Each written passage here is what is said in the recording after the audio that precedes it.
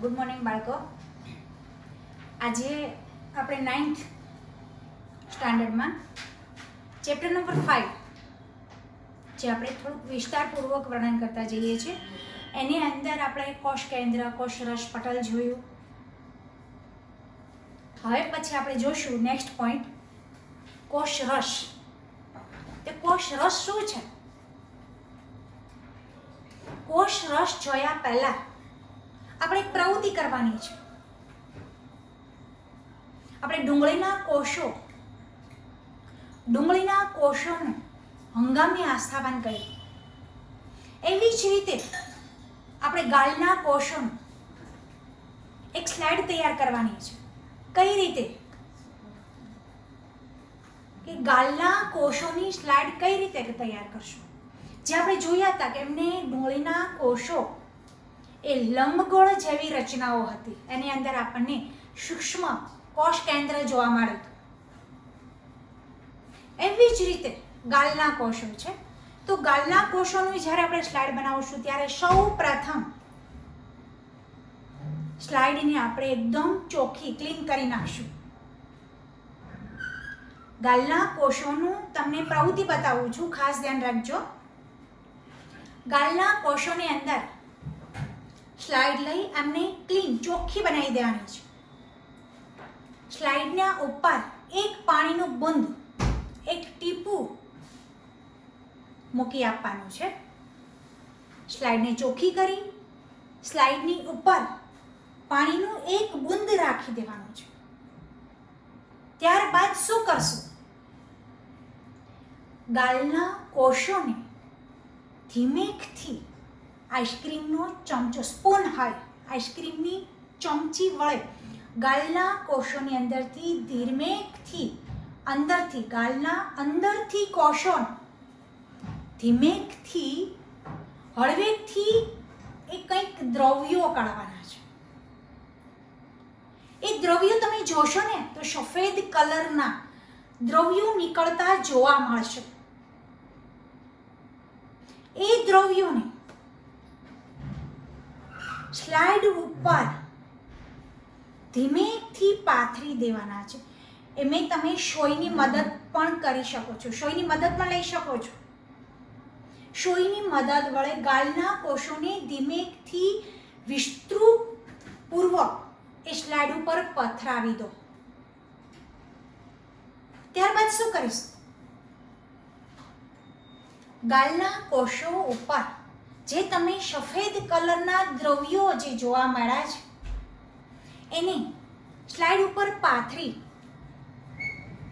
અભિરંજક methylene blue નું અભિરંજક દ્રવ્યનું ટીપું પસાર કરો.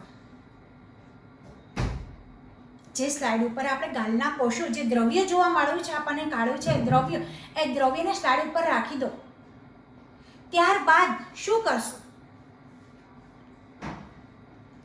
એ દ્રવ્ય ઉપર મિથિલિન બ્લુનું અભિરંજકનું એક ટીપું એ સ્લાઇડ ઉપર રાખી દો. જેનાથી શું થશે? આપણને કોષો છે એ ચોકસાઈપૂર્વક જોવા મળશે. પછી આ સ્લાઇડને કવર સ્લિપથી હળવેકથી ઢાંકી દો. જ્યારે ગાલના દ્રવ્યના કોષો તમે સ્લાઇડ ઉપર પથરાવી દીધા, એમના ઉપર રંજક દ્રવ્ય મિથિલિન બ્લુનું રંજક દ્રવ્ય તમે એક બુંદ રાખ્યું. ત્યારબાદ આ કવર સ્લિપથી આ સ્લાઇડને ઢાંકી દો. અને એવી રીતે ઢાંકવાની છે કે એની અંદર હવા જઈ ન શકે. જો હવા જશે તો તમને સ્લાઇડ બરાબર દેખાશે નહીં, એમના પરપોટા સ્વરૂપે દેખાશે. એટલે કે હવા અંદર પ્રવેશ ન પામે એટલા માટે સ્લાઇડને ધીરેથી કવર સ્લિપ વડે ઢાંકી દેવાનું છે. અને પછી તમે એ માઇક્રોસ્કોપ વડે એમનું નિરીક્ષણ કરશો તો તમને ગાલના કોષો કંઈક આવા જોવા મળશે.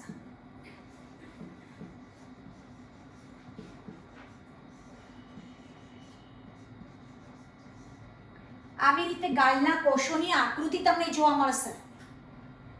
જે મિથેલિન બ્લુથી હશે એમનો ભાગ તમને સ્પષ્ટતાપણે દેખાશે. આવા કંઈક ગાલના કોષોની આકૃતિ છે.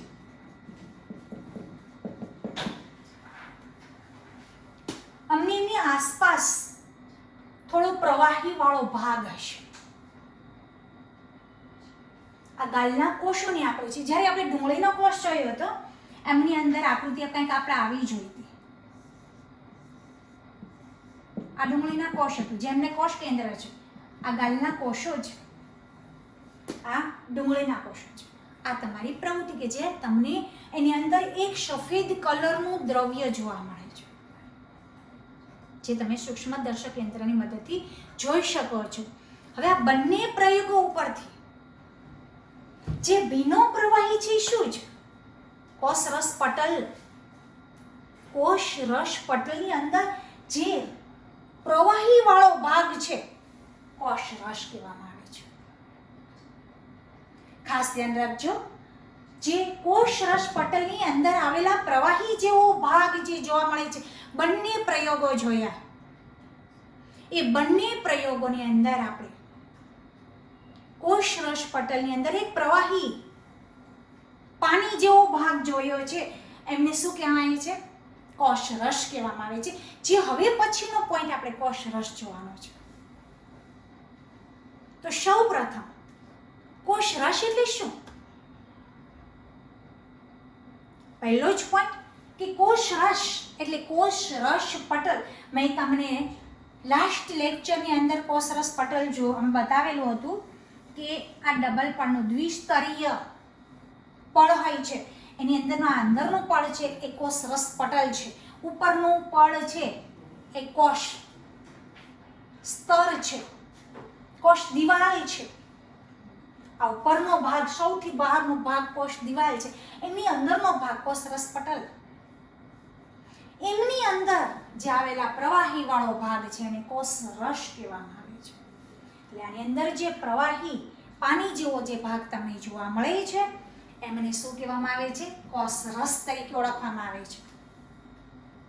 કોષ રસ પટલની અંદર પ્રવાહી વાળા ભાગને કોષ રસ કહેવામાં આવે છે. કોષ રસની અંદર શું હોય છે? કોષ રસ સૌથી મોટો, આ કોષ છે એનો મોટો પ્રદેશ એટલે કોષ રસ. એનો ભાગ કોષની અંદર સૌથી મોટો હોય છે, બાકી બધા ભાગ નાના હોય છે. આ ભાગ છે એ મોટો પ્રદેશ ધરાવે છે, બાકી બધી અંગિકાઓ હોય છે. પણ રસસ્તર છે, કોષ રસ છે એ સૌથી મોટો ભાગ પ્રદેશ ધરાવે છે. તો કોષ રસમાં આ કોષ એક છે, આપણો આ એક કોષ છે. એ કોષની અંદર કેટલા ટકા, MCQ નો ક્વેશ્ચન બોલું છું, કોષની અંદર કેટલા ટકા ભાગ કોષ રસનો રહેલો છે? ખાસ ધ્યાન રાખજો, હું જે MCQ નો ક્વેશ્ચન બોલું છું કે કોષ રસની અંદર કેટલા ટકા ભાગ પાણીનો રહેલો છે? કોષ રસમાં 90% ભાગ પાણી હોય છે, બાકી 10% બધા જ કોષોની અંદર 10% ભાગ એની અંદર અંગિકાઓ છે, કોષ રસ સ્તર છે, કોષ દિવાલનો ભાગ આવેલો છે. આ બધી જ રંજક દ્રવ્યો હોય છે. આ બધા જ ભાગોની અંદર 10% ની અંદર સમાવેશ થઈ જશે. પરંતુ જ્યારે કોષ રસમાં 90% ભાગ તો પાણીનો જ રહેલો છે, એટલે મોટો પ્રદેશ છે કોષ રસ. કોષ રસની અંદર કયા કયા તંતુઓ? એક પ્રોટીનનો બનેલો હોય છે. કોષ રસ શું છે? મોટા ભાગે પ્રોટીનનો જ બનેલો હોય છે. તો પ્રોટીન કયા કયા તત્વો છે? કોષ રસમાં પ્રોટીન તંતુઓ જોવા મળે છે. કયા કયા પ્રોટીન? જે કે તમારી બુક્સની અંદર આ 3 પ્રોટીનના નામ આપેલા નથી. ખાસ ધ્યાન રાખજો, ફરીથી બોલું છું કે કોષ રસની અંદર પ્રોટીન તંતુઓ જોવા મળે છે. પ્રોટીન તંતુઓ કયા કયા છે? ટ્યુબિન, એક્ટિન અને કેરેટિન. આ ત્રણેય પ્રોટીન તંતુઓ આવેલા છે. કોષ રસની અંદર 90% પાણીનો ભાગ હોય છે અને કોષ રસ પ્રોટીન તંતુઓનો બનેલો હોય છે. તો કયા કયા 3 તંતુઓ છે? ટ્યુબિન, એક્ટિન અને કેરેટીન, આ પ્રોટીન તંતુ આવેલા જે કોષ રસની અંદર હોય છે, એ શું કામ કરે છે? આ ત્રણ પ્રોટીન તંતુઓ છે એ કોષ રસની અંદર શું કામ કરે છે? પ્રોટીન તંતુઓ છે કોષોનો આકાર જાળવવામાં મદદ કરે છે. કોષનો આકાર તમને મેં હમણાં જ બતાવેલું છે, ગાલના કોષો બતાવ્યા છે, ડુંગળીના કોષો બી બતાવ્યા. એ બધો આકાર કોણ જાળવી રાખે છે? આ પ્રોટીન તંતુઓ જાળવી રાખે છે. ફરીથી પાછો એ જ સેન્ટેન્સ બોલું છું કે આ પ્રોટીન તંતુઓ શું કરે છે કે કોષનો આકાર જાળવી રાખે છે, પ્લસમાં કોષના વિવિધ કાર્યો કરવામાં અંગિકાઓ, આ ભાગ તો છે જ, કોષની અંદર પ્રોટીન તો આવેલું જ છે. એ સિવાયનું શું છે? ઘણી અંગિકાઓ કોષમાં આવેલી હોય છે, જે મેં તમને અંગિકાઓના નામ બી અહીંયા બોર્ડ ઉપર બતાવ્યા છે કે કોષના વિવિધ કાર્યો કરવા કેટલીક અંગિકાઓ આવેલી હોય છે. જે કોષ કેન્દ્ર, જે આપણે જોઈ ગયા છીએ, કણાભસૂત્ર, રંજક દ્રવ્ય કણ, અંતઃકોષ રસજાળ, ગોલ્ગી પ્રસાધન, એમને ગોલ્ગી કાય પણ કહેવામાં આવે છે. ગોલ્ગી પ્રસાધન, ગોલ્ગી કાય પણ કહી શકાય છે ને. અને રિબોઝોમ્સ, જે ચરબીનો ભાગ જોવા મળે છે એ. હવે પછીના ચેપ્ટરની અંદર આપણે અહીં સુધી બધું જોઈ ગયા. હવે પછીના ચેપ્ટરની અંદર તમારા બધા જ અંગિકાઓ, જે આ કોષની અંગિકાઓ છે, એ કોષની અંગિકાઓનું વર્ણન કરવાનું રહેશે વિસ્તારપૂર્વક. આ એકે એક અંગિકાઓનું તમારે વર્ણન કરવાનું રહેશે વિસ્તારપૂર્વક. એકે એક અંગિકાઓનું તમારે વિસ્તારપૂર્વક આકૃતિ સહિત વર્ણન કરવાનું રહેશે. કોષ કેન્દ્ર આપણે જોઈ ગયા છીએ, તો આ તમારું કોષ રસ છે. ગુડ આફ્ટરનૂન બાળકો. આપણે ચેપ્ટર નંબર 5 ની અંદર ઘણા કોષની માહિતી મેળવી. ગાલના કોષો, ડુંગળીના કોષો, કોષના બધા વિભાગોનું વર્ણન કર્યું. એમના પછી આપણે નેક્સ્ટ પોઈન્ટ કોષીય અંગિકાઓ વિશે જોયું.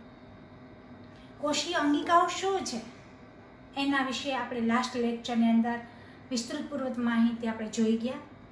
એમાં એક અંતઃકોષ રસજાળ જોયું કે શું છે અંતઃકોષ રસજાળ. એમનું મેં લાસ્ટ લેક્ચરની અંદર તમને વિગતપૂર્વક માહિતી આપેલી હતી. એમના પછી ગોલ્ગી કાય, એ પણ એક કોષીય અંગિકાઓ જ છે.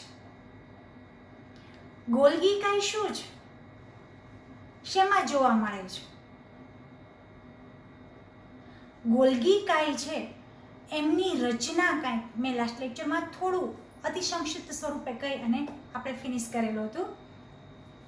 ગોલ્ગી કાયની કાંઈક આકૃતિ આવી હોય છે.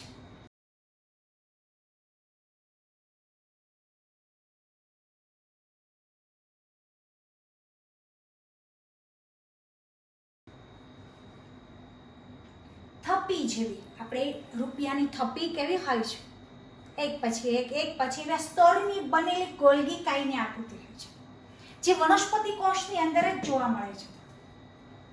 ગોલ્ગી કાયની એક વનસ્પતિ કોષની એક કોષીય અંગિકા છે. એનું સંશોધન કોણે કરેલું હતું?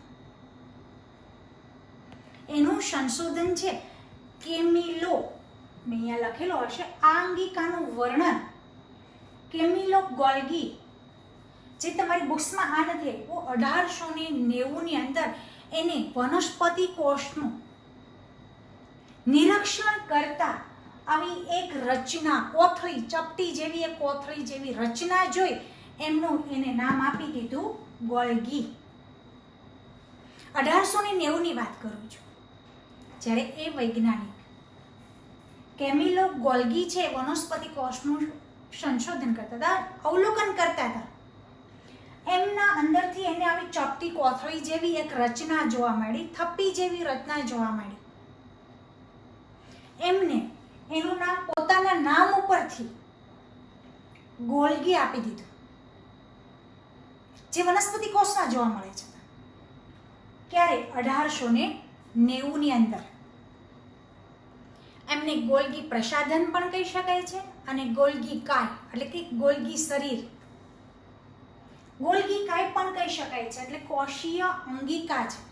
ગોલ્ગી કાય, ગોલ્ગી પ્રસાધન છે એ એક અંતરકોષીય અંગિકા છે, કોષીય અંગિકા છે, જેનું વર્ણન કેમિનો ગોલ્ગી 1890 ની અંદર કરેલું હતું.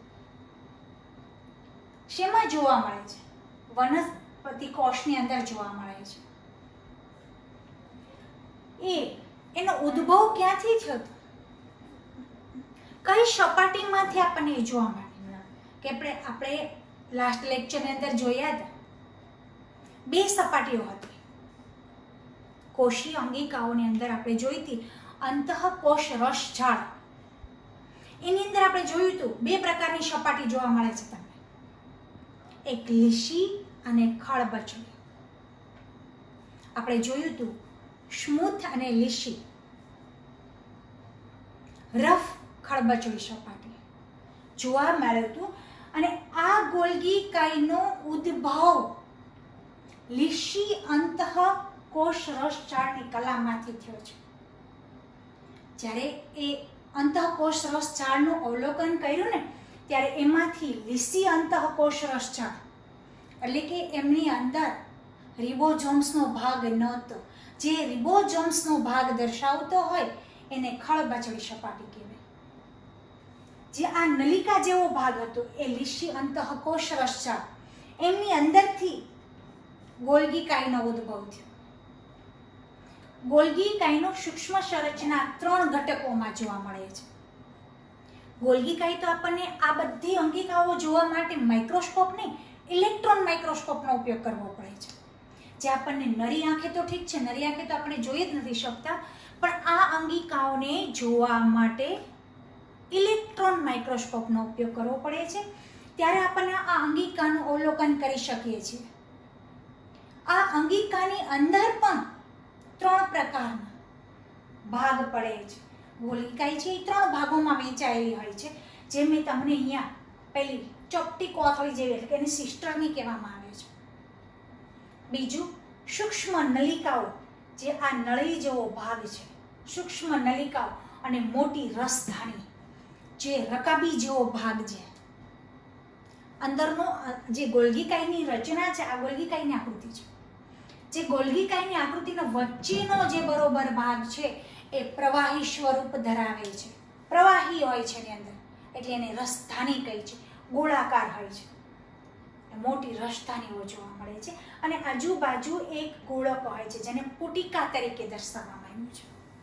આ ગોલ્ગી કાય છે. ગોલ્ગીનું સૂક્ષ્મ સંરચના 3 ઘટકો જોવા મળે છે: ચોકટી કોથળી કે સિસ્ટરની, સૂક્ષ્મ નલિકાઓ, અને ત્રીજું છે મોટી રસધાનીઓ જોવા મળે છે. ગોલ્ગી પ્રસાધન અથવા તો ગોલ્ગી કાય સિસ્ટરીમાં સમયાંતરે થપ્પી સ્વરૂપ. આની રચના કેવી હોય છે? ગોલ્ગી કાયની રચના કેવી હોય છે? તો કે ચોપટી અને રકાબી જેવી આકારની કોથળી જેવી રચના હોય છે. મેં હમણાં તમને કહ્યું કે રકાબી જેવી એ રસધાની જોવા મળે છે, કે એની અંદર આ હોતું નથી. ગોલ્ગી કાય કોની અંદર સમાવેશ નથી થતો? તો કે બેક્ટેરિયા, નીલહરિત નીલ, પરિપક્વ શુક્રકોષ, સસ્તનના રક્તકણની અંદર ગોલ્ગી કાયનો અભાવ હોય છે. એમાં ગોલ્ગી કાય જોવા મળતું નથી. એટલે કે બાકી કોણ રહ્યું? વનસ્પતિ કોષ. વનસ્પતિ કોષની અંદર જ ગોલ્ગી કાય આપણને જોવા મળશે. ગોલ્ગી કાયની અંદર પણ પ્રોટીનનો સમાવેશ થાય છે. જો લિપોપ્રોટીન, ગ્લાયકોલિપિડ અને ફોસ્ફોલિપિડ ચરબી વગેરે દ્રવ્યોનું પેકેજિંગ કરી, એમનું સ્તર કરી અને વહન અને સ્ત્રાવ કરવામાં પણ આ ગોલ્ગી કાય છે એ મદદ સ્વરૂપ થાય છે. આ તમારું ગોલ્ગી કાય, જે સેકન્ડ નંબરની કોષીય અંગિકાઓ છે. એમના પછીનો જે પોઈન્ટ છે એ લાઇસોઝોમ્સ છે. લાઇસોઝોમ્સ શું છે? એ પણ એક કોષીય અંગિકા છે. લાઇસોઝોમ્સ એમના પછીનો છે પોઈન્ટ, એ પણ એક કોષીય અંગિકા જ દર્શાવે છે. એનો આકૃતિ કેવી હોય છે? એક આપણે જાણે કે કોબીનું અડધું ફાડું કેવું હોય છે, તમે શાકભાજીની અંદર આપણે કોબી જોઈએ જ હશે બધાએ, એ કોબીનું અડધું ફાળું કરી નાખો, પછી એમને હાથમાં લઈને તમે એનું અવલોકન કરો, જોતા તમને કેવું એમનું અનુમાન થશે. એવું જ લાઇસોસોમ્સ હોય છે જે કોષીય અંગિકા દર્શાવે છે. એમના જેવો જ આકાર હોય છે, વચ્ચે લાલ કલરના ટપકાઓ જોવા છે મળે છે, જે આપણે રંજક દ્રવ્ય દ્વારા ઇલેક્ટ્રોન માઇક્રોસ્કોપ વડે એમનું નિરીક્ષણ કરી શકીએ છીએ. હવે આ લાઇસોસોમ્સ છે એને બે પ્રકાર કહી શકાય છે. આત્મઘાતી કોથળી પણ કહી શકાય છે એને, અને પાચન કોથળી તરીકે પણ ઓળખવામાં આવે છે. લાઇસોસોમ છે એ કોષ, એનું કામ શું છે? કોષમાં ખોરાકના ઘટકોનું પાચન માટે ઉત્સેચક, કયો ઉત્સેચક? હાઇડ્રોલેઝ. લાઇસોસોમ છે એ ખોરાકની અંદર જે ઘટકો આવેલા છે ને એમના પાચન માટે એક ઉત્સેચક હોય છે. હાઇડ્રોલેઝ ઉત્પન્ન કરતી અંગિકાઓમાં નાના ગોળાકાર કોથળી જેવી સંરચના કોષરસમાં વિતરણ પામેલી હોય છે, એટલે કંઈક આવી રચના જોવા મળે છે આપણને.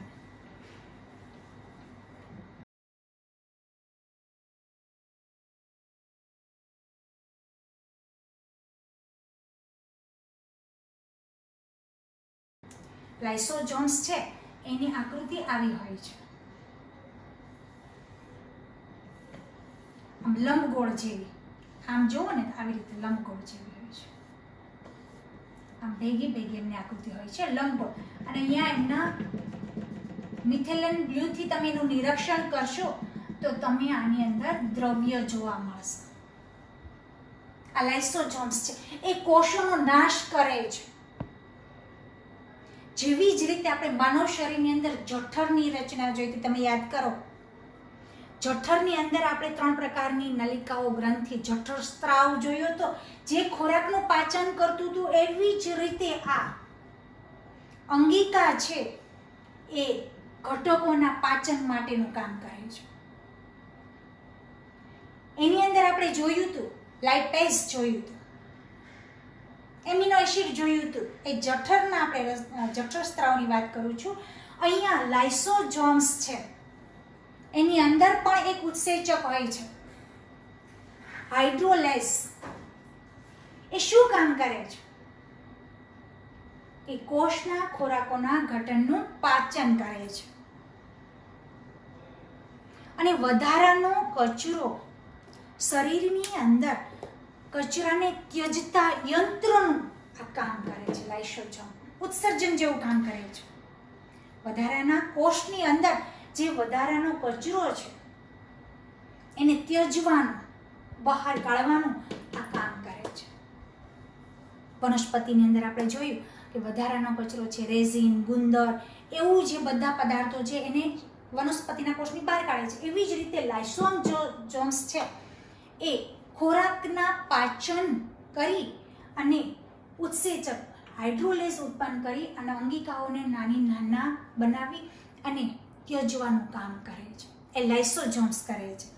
પછી તૂટેલી કોષીય અંગિકાઓનું પાચન, લાઇસોસોમ કોષીય પાચનનું કાર્ય કરતી હોવાથી ઘટકો છે એની અંદર કોષના ઘટકો કોષનું પાચન કરે છે, ઘટકોનું પાચન કરે છે ને એટલા માટે એને પાચન કોથળી પણ કહેવામાં આવે છે. આપણે જઠરની અંદર બધા ખોરાકોનું પાચન થતું હતું, અર્ધ પાચન થતું હતું.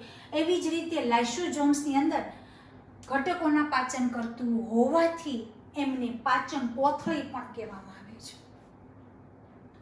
લાઇસોસોમ્સને બીજા કયા નામથી ઓળખવામાં આવે છે? પાચન કોથળી.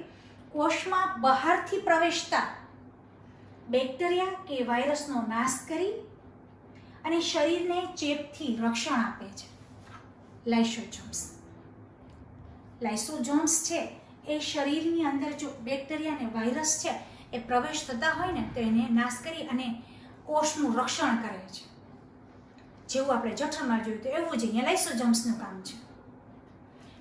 ક્યારેક લાઇસોસોમ્સ એવું પણ કાર્ય કરે છે કે ઈજાગ્રસ્ત, જ્યારે ઉદાહરણ તરીકે કોઈ ઈજાગ્રસ્ત છે, બને છે ત્યારે લાઇસોસોમ્સ તૂટે છે અને પોતાના ઉત્સેચકો દ્વારા જ પોતાનું પાચન કરી નાખે છે. જો કોષનો કોઈ ભાગ તૂટે ને ત્યારે લાઇસોસોમ શું કરે છે? એની દિવાલ જો ઈજાગ્રસ્ત બને ને ત્યારે લાઇસોસોમ્સ છે ને એ પોતાના જ કોષનું પાચન કરી લે છે. પોતાના કોષને એ ખાઈ જાય છે, પાચન કરી નાખે છે. એટલે આ કોષને આત્મઘાતી કોથળી પણ કહે છે.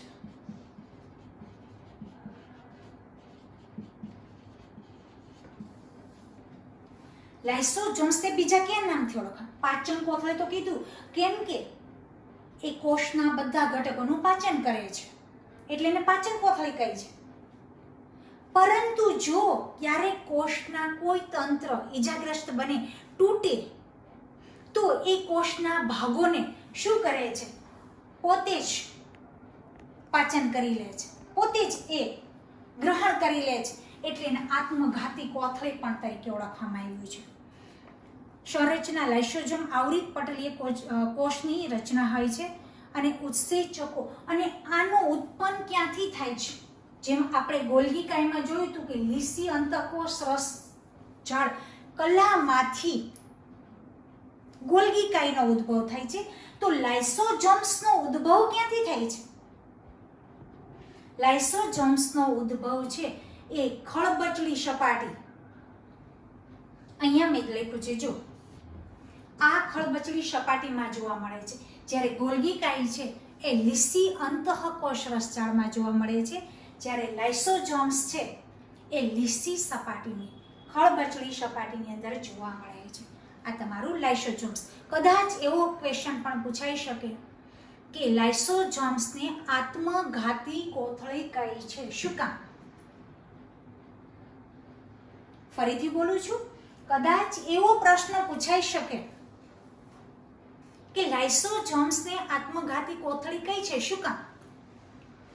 કેમ કે જો કોષની અંદર કોઈ પણ ભાગ ઈજાગ્રસ્ત બને કે તૂટે તો લાઇસોસોમ્સ છે એ પોતે જ પોતાના કોષનું પાચન કરી લે છે. એટલા માટે જ એને આત્મઘાતી કોથળી કહે છે. એ પણ પ્રશ્ન પૂછાઈ શકે કે લાઇસોસોમ્સ છે એને પાચન કોથળી કહી છે, શું કામ? કેમ કે લાઇસોસોમ્સ છે એ કોષની અંદર આવેલા ઘટકોનું પાચન કરતું હોવાથી એને પાચન કોથળી પણ કહેવામાં આવી છે. આ તમારું લાઇસોસોમ્સ અને ગોલ્ગી, આ બે તમારા પોઈન્ટ અહીંયા પૂરા થશે. હવે એમના પછીના પાછા આપણે બે પોઈન્ટ લેશું, એ છે કણાભસૂત્ર અને રંજક કણો. ચાલો એમના પછીનો પોઈન્ટ લેશું, કણાભસૂત્ર. આપણે આગળ જોઈ ગયા લાઇસોસોમ્સ, ગોલ્ગી કાય, આ બંને કોષી અંગિકાઓ જોઈએ. હવે એમના પછીની એક કોષી અંગિકા જે કણાભસૂત્ર, એ પણ કોષી અંગિકા જ છે. કોષી અંગિકાઓને કોષનું શક્તિઘર તરીકે પણ ઓળખવામાં આવે છે. કણાભસૂત્રને શક્તિઘર, પાવર હાઉસ, શક્તિઘરો તરીકે પણ ઓળખવામાં આવે છે અને પાવર હાઉસ તરીકે પણ ઓળખવામાં આવે છે. હવે કણાભસૂત્ર છે કંઈક આવું હોય છે.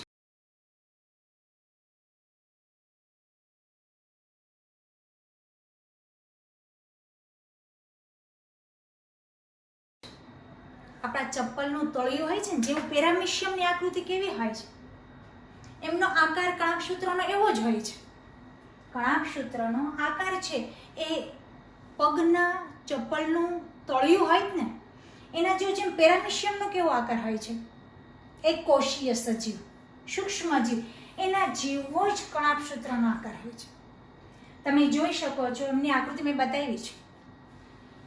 કણાભસૂત્ર છે એ બે આવરણમાં વિતરણ પામે છે. કણાભસૂત્ર છે એ બેવડી કલાનું આવરણ ધરાવે છે. પહેલું એક બાહ્ય અને એક અંતઃકલા. એક બાહ્ય કલા છે, જો બે કલા મેં દર્શાવી છે આકૃતિની અંદર. એક બાહ્ય કલા છે એટલે બહારનું પડ, એક અંતઃ કલા છે એટલે અંદરનું પડ. બે પળોનો ભાગ દર્શાવે છે એ કણાભ સૂત્ર છે. કણાભ સૂત્ર છે એ બે કલાઓથી આવૃત છે, બાહ્ય કલા અને અંતઃ કલા. હવે બે કલાઓ શું દર્શાવે છે તો કે જે બહારની કલા છે આ બાહ્ય કલા, એનો સપાટીનો આકાર છે એ મોટો હોય છે, વિસ્તારપૂર્વક હોય છે, એનો આકાર મોટો હોય છે. જ્યારે અંતઃ કલા એ છિદ્રિષ્ટ હોય છે.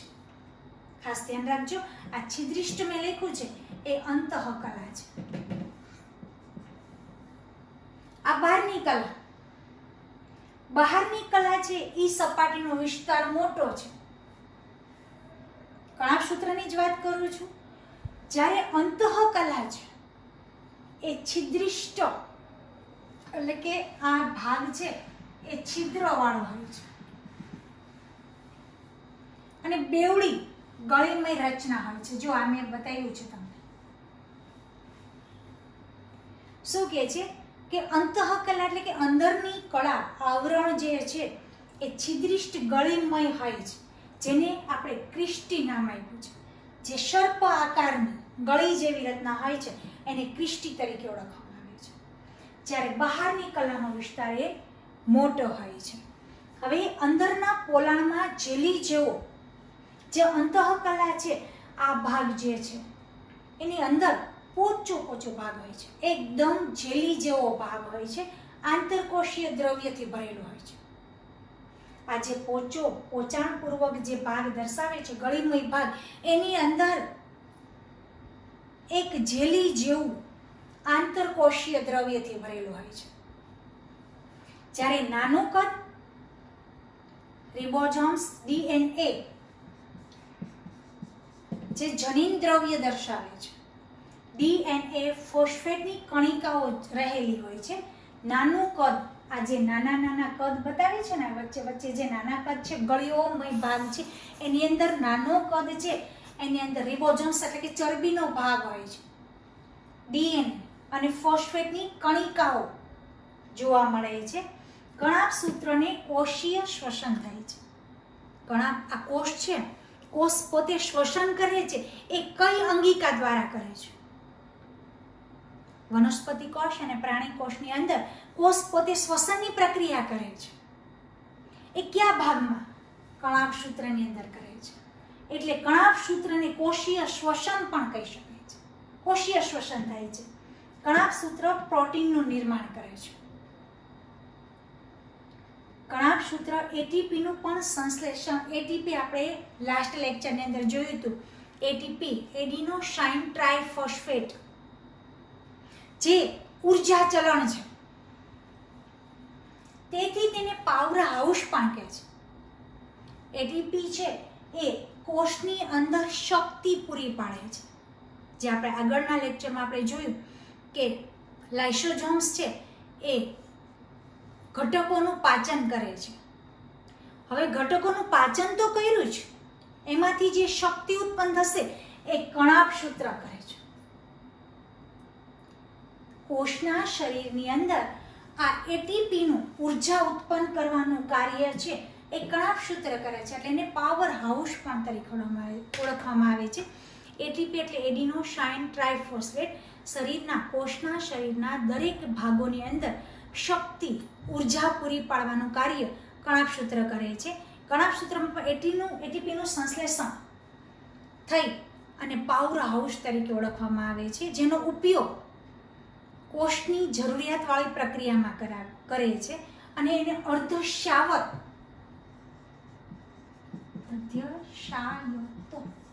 નામથી પણ કણાભ સૂત્રને ઓળખવામાં આવે છે. શું કામ? કોષની અંદર જે પ્રક્રિયાઓ, શ્વસન, વહન, બધી પ્રક્રિયાઓ તો થાય છે, પરંતુ અડધી પ્રક્રિયાઓ તો કણાભ સૂત્રની અંદર જ થાય છે. જે શક્તિ છે એ ઘટકોનું પાચન કરી શક્તિ કોષના બધા જ અંગો સુધી પહોંચાડવાનું કાર્ય કણાભ સૂત્ર કરે છે. કોષના અડધા ભાગનું કાર્ય તો કણાભ સૂત્ર જ કરે છે. એટલે એને અર્ધસહાયક કણ કહેવામાં આવ્યું છે. આ તમારું કણાક સૂત્ર છે. કણાક સૂત્રને ફરીથી પણ એક વખત કહી દો, શક્તિઘરો તરીકે પણ ઓળખવામાં આવ્યું છે અને કણાક સૂત્રને પાવર હાઉસ તરીકે પણ ઓળખવામાં આવ્યું છે. આ તમારું કણાક સૂત્ર છે. એમના પછીનો પોઈન્ટ છે રંજક કણ. એ પણ હું તમને અહીંયા હારોહાર ખેંચી લઉં છું કે રંજક કણ એટલે શું? હરિત કણ. રંજક કણ એટલે હરિત કણ.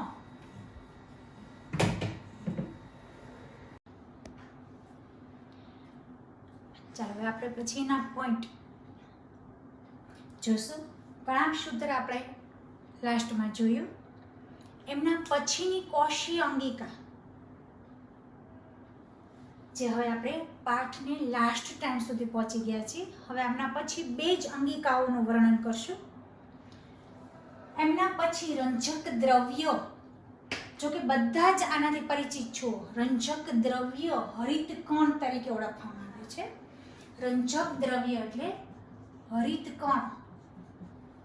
હરિત કણ તરીકે પણ આને ઓળખવામાં આવે છે. હરિત કણ ક્યાં રહેલું છે? બધાને ખબર છે, લીલી વનસ્પતિ.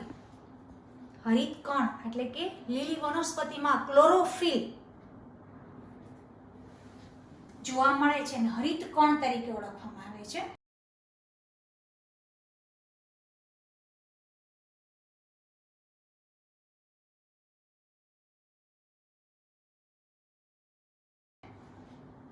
રંજક દ્રવ્ય મોટા ભાગે કોષો, વનસ્પતિ કોષમાં જ જોવા મળે છે.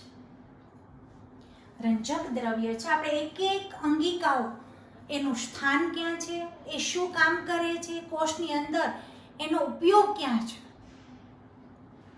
અને એમનો પ્રકાર શું છે, એ એક એક અંગિકાઓ વિશે આપણે જોયું. હવે પછી રંજક દ્રવ્યો મોટા ભાગની વનસ્પતિના કોષોની અંદર જ રંજક દ્રવ્ય જોવા મળે છે. રંજક દ્રવ્ય સ્વયં ગુણન શક્તિ ધરાવે છે, કેમ કે વનસ્પતિ છે તો વનસ્પતિ છે એ પોતે પોતાની જાતે ખોરાક મેળવે છે, એટલે સ્વયં ગુણન, પોતે જ પોતાની રીતે પ્રકાશ સંશ્લેષણ દ્વારા ખોરાક મેળવે છે, એટલે સ્વયં ગુણન ધરાવે છે. રંજક દ્રવ્ય 3 પ્રકારના હોય છે.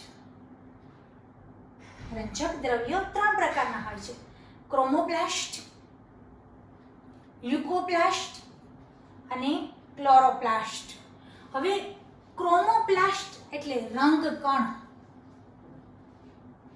રંગકણ એટલે રંગવાળો, પીળો, નારંગી એવા પ્રકારના જે પુષ્પોમાં જોવા મળે છે. આ દ્રવ્ય છે એ પુષ્પની અંદર જોવા મળે છે. ક્રોમોપ્લાસ્ટ રંગકણ એટલે પીળા, નારંગી એવા પ્રકારના હોય છે, એને ક્રોમોપ્લાસ્ટ તરીકે ઓળખવામાં આવે છે.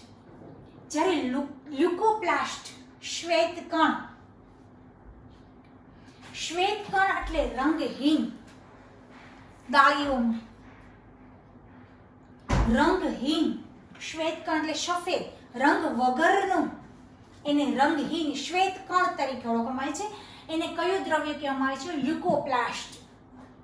અને એમના પછી જે આપણે અત્યારે ભણવાના છે, અત્યારે આપણે એને વિસ્તૃત કરવાના છીએ, જે અભ્યાસ કરવાના છે, એ ક્લોરોપ્લાસ્ટ, હરિતકણ, જે પર્ણનો અંદર આપણે જોવા મળે છે, એમને હરિતકણ તરીકે ઓળખવામાં છે. આ 3 કણો એ રંજક દ્રવ્ય છે. હવે વનસ્પતિની અંદર આ 3 કણો આપણે જોશું. વનસ્પતિના હરિતકણો પ્રકાશ સંશ્લેષણ માટે અગત્યના છે. હરિતકણ ક્લોરોફિલ સિવાય પીળા રંગ અને નારંગી રંગ પણ રંજક દ્રવ્યો ધરાવે છે. તો પીળો રંગનું રંજક દ્રવ્ય ખાસ ધ્યાન રાખજો. આમાં તમને એવું બતાવ્યું છે કે વનસ્પતિ છે એ ક્લોરોફિલ સિવાય એક પીળા રંગનું દ્રવ્ય ધરાવે છે. કયું દ્રવ્ય છે? તો પીળા રંગનું છે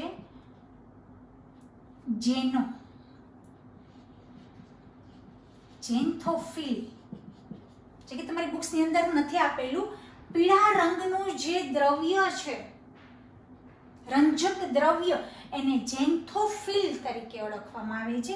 અને નારંગી રંગનું જે દ્રવ્ય છે કેરોટીન, એ કેરોટીન નામનું દ્રવ્યથી પીળો રંગ વનસ્પતિની અંદર, પુષ્પની અંદર પીળા રંગ અને નારંગી રંગ દર્શાવી શકાય છે. આ બંને દ્રવ્યો હરિતકણ એટલે લીલા રંગનું પર્ણ, પરંતુ લીલા રંગ સિવાય પણ વનસ્પતિની અંદર ક્લોરોફિલ સિવાય પણ પીળા રંગનું પણ દ્રવ્ય જોવા મળે છે અને નારંગી પણ જોવા મળે છે. તો પીળા રંગનું દ્રવ્ય છે ઝેન્થોફિલ અને નારંગી રંગનું છે કેરોટીન. આ દ્રવ્ય ધરાવવામાં આવે છે. અને રંગહીન કણો, જે પહેલું શ્વેત કણ, રંગહીન કણ પ્રાથમિક કક્ષાની અંગિકાઓ જોવા મળે છે, જેમાં સ્ટાર્ચ, ચરબી અને પ્રોટીન કણિકાઓનો સંગ્રહ થાય છે. રંજક કણ આંતરિક આયોજનના ઘણા પટલીય સ્તરો જોવા મળે છે, જે દ્રવ્યને સ્ટ્રોમા આધારક કહેવામાં આવે છે. જે આ હરિત કણની અંદર જે જગ્યા સ્પેસ નીચેના ભાગ તરીકે ઓળખવામાં આવે છે, આધારક પણ એને ઇંગ્લિશમાં આપણે સ્ટ્રોમા પણ કહી શકીએ છીએ. સ્ટ્રોમા કે આધારક પણ કહેવામાં આવે છે. રંજક દ્રવ્યો બાહ્ય સંરચનાને કણાભસૂત્રની જેમ ડીએનએ અને રિબોઝોમ્સ પણ આની અંદર આવેલા હોય છે. આની જે સ્પેસ પડે છે એની અંદર ડીએનએ, રિબોઝોમ્સ, ચરબીનો ભાગ પણ આ રંજક દ્રવ્યની અંદર જોવા મળે છે. આ તમારો રંજક દ્રવ્ય હરિત કણ એટલે કે શું કહે છે તમને કે શ્વેત કણ, હરિત કણ છે એ પર્ણની અંદર જોવા મળે છે. પીળો કે નારંગી એટલે કે હરિત કણ, ક્લોરોપ્લાસ્ટ, ઝેન્થોફિલ અને કેરોટીન, આ ત્રણેય દ્રવ્ય છે એ તમને પર્ણની અંદર જોવા મળે છે. જ્યારે લ્યુકોપ્લાસ્ટ રંગહીન પ્રકાંડ એમની અંદર જોવા મળશે. રંગકણ આ મૂળ કે એની અંદર તમને જોવા મળશે. આ ત્રણ છે એ રંજક દ્રવ્ય એ હરિત કણની અંદર તમને જોવા મળશે. અને હવે પછીનો જે પોઈન્ટ આવશે એ આપણે રસધાની કે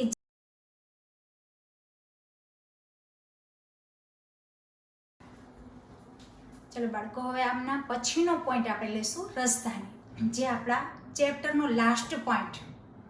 રસધાની કોષની અંદર આ એક પણ અંગિકાનો સમાવેશ થાય છે, કોષીય અંગિકા તરીકે. તો લાસ્ટ પોઈન્ટ રસધાની, નામ ઉપરથી આપણને ખ્યાલ આવી જાય કે પ્રવાહી રસધાની એટલે કે પ્રવાહી નો જથ્થો જ્યાં વધારે જમા થતો હોય એ રસધાની. કોષની અંદર સૌથી વધારે ટકા ભાગ પાણીથી ભરેલો એટલે પ્રવાહીથી જે ભરેલો ભાગ છે એ રસધાની છે. કેટલા ટકા એનો ભાગ રોકાયેલો હોય છે? 50 થી 90% જેટલું કદ તો રસધાની જ કોષની અંદર રોકેલું. બાકીના ભાગોની અંદર બધી જ અંગિકાઓનો સમાવેશ થાય છે. તો રસધાનીની આકૃતિ કંઈક આવી જોવા મળે છે. જો એક સાઈડ કોષ કેન્દ્ર હોય છે. કોષની અંદર આપણે સ્ટાર્ટિંગમાં મેં તમને બતાવ્યું હતું કે કોષની અંદર મધ્યની અંદર કોષ કેન્દ્ર જોવા મળે છે. પરંતુ રસધાનીનો ભાગ 50 થી 90% ભાગ છે. એટલે આ રસધાની છે કોષ કેન્દ્રને ધક્કો મારવાનું કાર્ય કરે છે. એટલે કોષ કેન્દ્ર એક સાઈડ છે, આ બધો જ ભાગ 50 થી 90% ભાગ તો રસધાની જ રોકી રહે છે. એટલે કોષ કેન્દ્ર એક સાઈડ રહે છે. હરિત કણ, ક્લોરોફિલ દ્રવ્ય એક સાઈડ હોય છે. આ મોટો સૌથી કદ રોકે છે તો એ રસધાની છે. તો રસધાની શું છે? ઘન કે પ્રવાહી પદાર્થોને સંગ્રહ કરતી એક કોથળી જેવી રસધાની રચના ધરાવે છે. રસધાની પ્રાણી કોષમાં નાના કદની અને વનસ્પતિ કોષમાં મોટા કદની હોય છે. ખાસ ધ્યાન રાખજો આ પોઈન્ટ કે રસધાની પ્રાણી કોષની અંદર નાની હોય છે, જ્યારે વનસ્પતિની અંદર આ રસધાની છે એ મોટા કદની હોય છે. કેટલાક વનસ્પતિ કોષો કેન્દ્રસ્થ રસધાની 50 કે 90%, મેં હમણાં જ તમને કહ્યું હતું કે 50 થી 90% ભાગ તો રસધાની જ રોકી રાખે છે. કે વનસ્પતિ કોષની અંદર શું કહે છે? આ મોટા કદની હોય છે.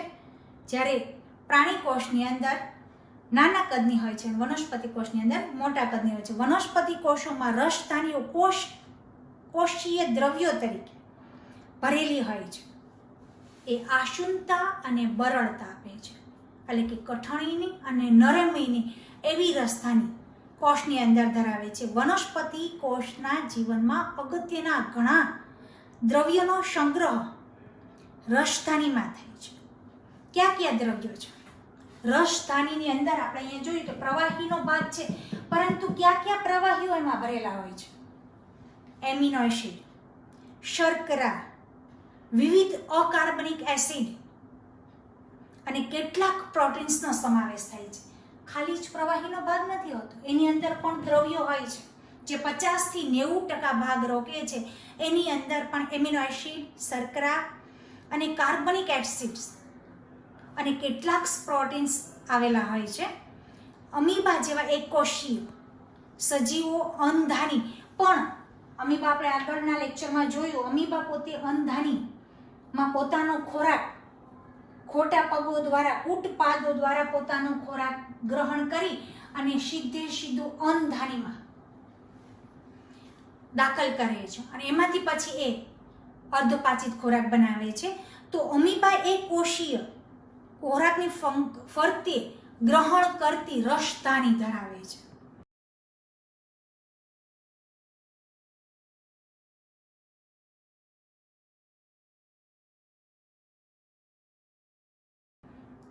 અમીબા ઉપયોગમાં લે છે કેટલાક એકકોષીય વિશિષ્ટ પ્રકારની અંગિકાઓ ધરાવે છે જે વધારાના પાણીને નકામા પદાર્થોનો અહીંથી સ્ત્રાવ કરે છે.